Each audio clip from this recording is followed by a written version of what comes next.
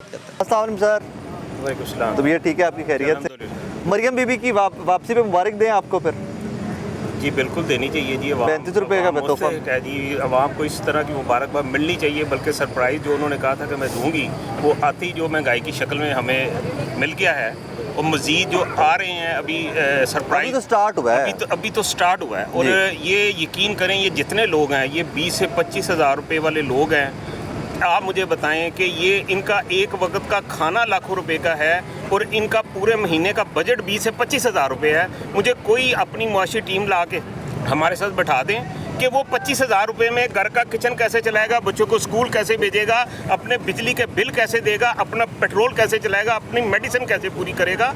और आप बच्चों के स्कूल सबसे इम्पोर्टेंट। स्कूल जी, स्कूल बच्चे। आप देखें दुनिया में तारीख आप उठाएं, हमारे जब जंगें होती थी तो सबसे पहले उनको कहा जाता था कि आप हमारे बच्चों को तालीम दे, इल्म दें। हाँ। आज हम क्या कर रहे हैं कि हम उनकी बुक्स छीन रहे हैं। जब आपके पास फीसें नहीं होंगी, जब आपके पास किताबें नहीं होंगी, बुक्स नहीं होंगे, बच्चे कहाँ जाएंगे? और जिन लोगों बच्चों ने डिग्रियां ले ली वो परेशान है कि हमारा मुस्तकबिल क्या है, हमारा फ्यूचर क्या है, हमारे लिए हो क्या रहा है। आज देखें वही लोग, मैं अपोजिशन हो, गवर्नमेंट हो, हम आज कारोबारी तबका सारा इकट्ठा है। हम गुड्स ट्रांसपोर्ट तमाम इकट्ठी हैं। हम कहते हैं हमें इस मुल्क को चलाने दो। हम पाकिस्तान पार्टी है, हम कोई पार्टी से हमारा ताल्लुक नहीं है। लेकिन ये महंगाई, ये जो तूफान, अब देखे 35 रुपए कल के, और अभी जो आना है, अभी 2 को 3 को 309 रुपए का कह रहे लोग, 309 रुपए का डीजल और 300 रुपए में पेट्रोल आना है।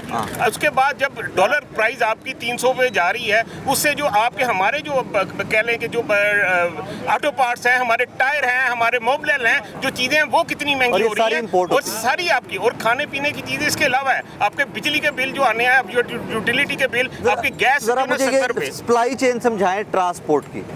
मैं आई अंडरस्टैंड कि डीजल महंगा हो तो पाकिस्तान में हर चीज़ महंगी होगी।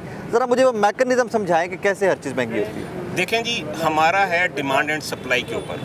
ठीक है जी। अब जब डिमांड एंड सप्लाई, आपकी फैक्ट्रियां जो हैं 60% बंद हो चुकी हैं। आपके पोर्ट पे कंटेनर, आप भी कवरेज कर रहे हैं कि पोर्ट पे 9 माह से कंटेनर ही नहीं निकले, एलसीनी में लोगों की खुर लगी। ठीक है जी। अब उसके बाद हम अपने, और जो फसल थी, जो अल्लाह ताला ने एक हमें नेमत दी, वो फ्लड से हमारी अपनी हरकतों से अल्लाह ताला का हमारे ऊपर अज़ाब आया और वो चीज़ खत्म हो गई। वो उसकी हमारी अच्छी खासी ट्रांसपोर्टेशन होती थी। अब हमारे पास कोई नहीं है। हमारी 60-65% गाड़ियां खड़ी हो गई। किसी वालों ने पकड़ ली, डीजल वालों ने, पंप वालों ने पकड़ ली, टायर वालों ने पकड़ ली। ये सारे जितने लोग हैं ये अपनी किस्तों में लेते हैं। इनको बैंक या गवर्नमेंट कोई हम एडवांस टैक्स देते हैं, फिर हम रोड पे आते हैं, खुदा न खासा एक्सीडेंट। बाकी सब जितने इदारे हैं, जितने दूसरे कारोबारी हजरात हैं, वो साल के बाद देते हैं। और वाहिद एक ट्रांसपोर्ट है जो कि एडवांस टैक्स दे के फिर हमने रोड आना, फिर हमने रोड पे आना है। उसके बदले में ये देख लें, ये हमारा, यानी कि लोगों के चूल्हे ठंडे हैं, लोग बेरोजगार पूरे पाकिस्तान में इस रोजगार से कितने लोग वाबस्ता हैं? सर लाखों की तादाद में। यानी कि आप देखें कि कम से कम हमारे लाहौर शहर के अंदर सिर्फ 5000 अड्डा है। ठीक है जी, 5000 अड्डा है गुड्स का काम कर रहे हैं। ठीक है जी। उनसे आप मुंसलिक देखें कि उनसे हमारा तकरीबन 10,000 से ऊपर डेली ट्रक आउट इन होता है। 10,000 से ऊपर। ठीक है जी। और अब जबकि अब इस वक्त जो सिचुएशन है वो तकरीबन 2-2.5 हज़ार रुपए आ गए हैं। 80% कारोबार खत्म, 80% खत्म हो चुका है। 80% कारोबार खत्म, क्योंकि देखिए, और 80% कारोबार खत्म हुआ है। जो लोग अनएम्प्लॉयड हुए हैं वो क्या कर रहे हैं? सर वो क्या करेंगे? वो इस वक्त जो मिडल मैन है, जो वाइट कॉलर बंदा है, जो सफेद पोश आदमी है, वो तो किसी के आगे हाथ भी नहीं फैला सकता। मर जाएगा बेचारा लेकर किसी के हाथ। वो इस वक्त आप यकीन करें कि बस अल्लाह ताला हमारे ऊपर रहम कर दे कि आप इस वक्त लोगों की, गरीब आदमी की हालत देखें कि वो बेचारे को ये नहीं पता जाना उसने किस रास्ते पे है, आना उसने किस रास्ते पे है। वो अपनी सोच में कि मैं अपने बच्चों को रात को खिलाऊंगा कहाँ से, अपना चूल्हा कैसे जलाऊंगा, अपने सिस्टम को कैसे चलाऊंगा। वजह यह है कि देखिए महंगाई आप कर रहे हो। मुझे ये बताओ कि आपने हमें आमदन के लिए क्या आपने? लेकिन सर आप लोगों के ऊपर एक एलिगेशन ये भी आता है ना कि जब पेट्रोल या डीजल महंगा होता है, आप लोग बगैर किसी फार्मूले के कीमतें भी बढ़ा देते हो। ट्रांसपोर्टेशन की किराएदारी भी जो है वो भी आप बगैर किसी फार्मूले के बढ़ा देते हो। भाईजान, बात मैंने आपको पहले बताया है कि आप इसकी सप्लाई चेन की जो ना वो निकालें। ठीक है ना जी। उसमें से आपको पता चलेगा कि ये कारोबार चलता है डिमांड एंड सप्लाई पे। हमारा पैसेंजर की तरह नहीं कि पैसेंजर के किराए फिक्स हैं, 200, 500, 1000 उन्होंने इंक्रीज कर दिया। हमारा है कि मुल्क के अंदर अगर कारोबार होगा ठीक है जी, तरसील का सामान होगा, हम जो है ना हमारे उसी हिसाब से किराए फिक्स किए जाते हैं। जब माल ही नहीं है, कार्गो ही नहीं है, हम जितना भी मिलेगा उठा लेंगे। ठीक है जी। और हम तो इस वक्त जो 60-65% गाड़ियां बंद हुई हैं कि लोग 15-20 हज़ार रुपए अपनी जेब से डाल के तंग आ गए थे। हालांकि हमने बहुत कोशिश की कि हमारे ये जो जितना स्टाफ है इनका सर्कल चलता रहे, लेकिन हिम्मत जवाब देगी। अब फर्ज करें जिसकी 4 ब्रांचें चल रही थी, अब वो 2 पे आ गया, अब वो 2 भी बंद करने की उस वक्त है कि भाई मैं 2 भी बंद कर दूं, क्योंकि देखें बैठ के जो 4 पैसे रह गए हैं, जब मुल्क की हालात बेहतर होंगे। अब देखें ना, मुल्क में स्टेबिलिटी किसने लेके आनी, मुल्क की माशी हालात किसने बदलने हैं? हुक्मरानों ने लेके आनी, आपने तो मैंने नहीं लेके आनी सर। हम तो फ्रंट लाइन के लोग हैं। फ्लड हो, जल्दला हो, जंग हो, कुछ भी हो, कोरोना आया, हमने ट्रांसपोर्ट नहीं बंद किया आपके सामने।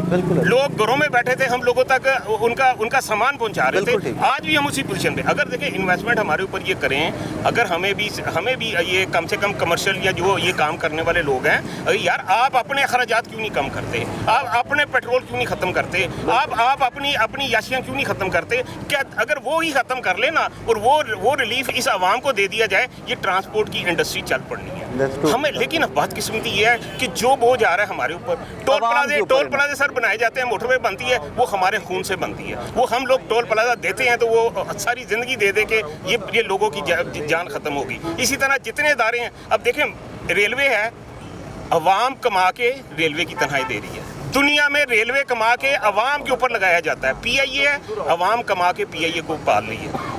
अब यहाँ पे क्या हो रहा है कि अवाम का पैसा PIA पे लगाया जा रहा है। वो यार खुदारा कुछ तो रहम कर लें। उल्टी पॉलिसी है ना, उल्टी पॉलिसी। सर आप भी ट्रांसपोर्टेशन से इसी कारोबार से मुंसलिक हैं? जी बिल्कुल, माशाल्लाह कम से कम मुझे 40 बरस हो गए हैं। अच्छा। जो अभी मेरे भाई बता रहे हैं, ये इसमें कोई भी बात ऐसी नहीं जो गलत है, ये बिल्कुल सच्ची बातें हैं कि ट्रांसपोर्टेशन ऐसी एक चीज़ है, इंडस्ट्री है कि ये चल रही है तो मुल्क का पहिया चल रहा है, और इनका किरदार बहुत अहम किरदार है। ये कहा जाता है कि ट्रांसपोर्टर जो है ये रीढ़ की हड्डी की हैसियत रखता है।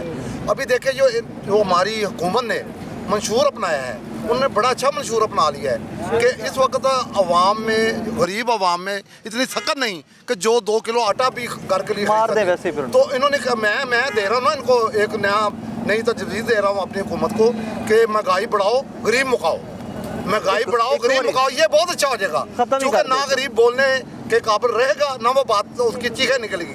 अभी जो हमारा मुल्क बुहरान से गुजर रहा है, कि यकीन करें कि हाजी साहब ने जो भी 75 साल में खत्म ही नहीं हुआ। सर ये नहीं क्यों नहीं हुआ कि यहाँ पे लोग जो आए हैं, जो हुक्मरान आए हैं, वो खाने वाले आए हैं, इसको बनाने वाले नहीं आए। बनाने वाले तो कब्रों में जाकर सो गए हैं। उन्होंने तो इस मुल्क को बड़ा जानों की कुर्बानी देकर हासिल किया है। तो अभी जिनको बना बनाया मुल्क मिला है, वो इसको बजाय बनाने के इसको खा रहे हैं। दिमाग लग गया है इस मुल्क को। और इस वक्त जो बुरहान है, अगर हमारे भाइयों ने ये इत्तेहाद कर लिया और इंशाल्लाह जब ट्रांसपोर्ट रुक गई तो फिर ये मुल्क का पहिया बिल्कुल जाम होगा, ताकि हम करेंगे। बल्कि आप लोग पूरे मुल्क की कोशिश कर रहे हैं कि पूरा मुल्क इकट्ठा हो। पूरा मुल्क देखें, अल्लाह की मखलूक जो है इस वक्त 22 करोड़ से ज़्यादा अवाम है पाकिस्तान में। तो अभी देखें उसमें 21 करोड़ अवाम की जो अक्सरियत है वो गुर्बत में, पसमानदगी में जिंदगी बसर कर रही है। 21 करोड़ कह रहे हैं, उससे भी कहीं ज़्यादा। हमारा यही मंशूर बड़ा अपना, उनका जो मंशूर उन्होंने हम पर ये मसलत कर रहे हैं कि महंगाई बढ़ाओ, गुर्बत मुकाओ, गरीब को मुकाओ। तो ये असल में उन्होंने अच्छा फैसला किया है, अच्छा इक़्तिदाम है, अच्छी मुआशी पॉलिसी लेके। देखें मतलब ये कि अभी 10,000 मेरा भाई बता रहा था गाड़ियाँ कि पाकिस्तान में सर्कुलेशन कर रही हैं लाहौर में। तो अभी बताएं कि वो 10,000 गाड़ियाँ अगर रुक जाती हैं, उसके साथ हमला कितना है? वो कह रहे हैं ना कि 10 में से 8,000 रुक गई हैं, 2-2,500 रुक गई हैं। तो इसलिए किस्सों की वजह से रुक गई, कुछ महंगाई की वजह से रुक गई, क्योंकि इंडस्ट्री ज़्यादा बंद हो रही है। तो इंडस्ट्री वालों को बिल ज़्यादा आ रहे हैं। एक बंदा अभी मुझे बता रहा था कि मेरा बिल आता था 2 से 2.5 लाख, अभी उनको 10 लाख बिल आ गया। वो कहते हैं मैं कोल्ड स्टोरी बेच रहा हूँ। मजीद क्या होगा? मजीद बिल बढ़ेंगे। बिल बनेंगे तो आवाम जो है ये कब्रों की तरफ बढ़ना शुरू हो जाएगा। मेरा शिकवा सिर्फ एक है, मुझे किसी हुकूमत से कोई लेना देना नहीं। मेरा शिकवा सिर्फ एक है, शहबाज शरीफ साहब और इसहाक डार साहब जब बैठ के टीवी पे कहते हैं ना हम तजर्बाकार हैं, तो मेरा दिल भी कहता था कि यार वाकई तजर्बाकार है, पहले हुकूमत करके गए में कुछ हालात बेहतर करेंगे। उन्होंने तो आगे छुरी रख ली है, तो फिर ही जा रहे दिन वो तजर्बा मामला कर रहे हैं ना कि ये कब दिबा होंगे। नहीं अभी मुकम्मल नहीं, अभी वो खुंडा खंजर चला रहे हैं ताकि आराम से दिबा जान निकले भी तो आहिस्ता आहिस्ता निकले। तो ये तकलीफ दे मरहला है ना। हम तो कहते हैं हमें जिंदा दरगोर कर दें ये खुद ही, ताकि अल्लाह के हुजूर ये जवाब तो देने वाले होंगे। हमने आपकी मखलूक को हमने मारा है, जवाब तो देंगे। तो वो एक हाकिम ऐसा है जो कई अरबों हुक्मरान बनाकर उसको मिलिया मेड कर चुका है, ओ, पता भी नहीं, नामो निशान पता भी नहीं नामो है निशान तो नहीं। ये भी जाएंगे। इस वक्त तो आवाम बददुआएं दे रही हैं कि उनके चूल्हे ठंडे हो रहे हैं, बल्कि जाकर घरों में आप देखें किसी के घर खाने के सर, लिए आटा सारा नहीं है। दिन यही काम किसी ही के- हमारा, ये सारा यही दिन बात देखते है। हैं, तो तबाही आप इतनी इसको, हमारी ये जो बात है, हमारे भाई जो इस वक्त फैसला देंगे, goods Pakistan, goods transport association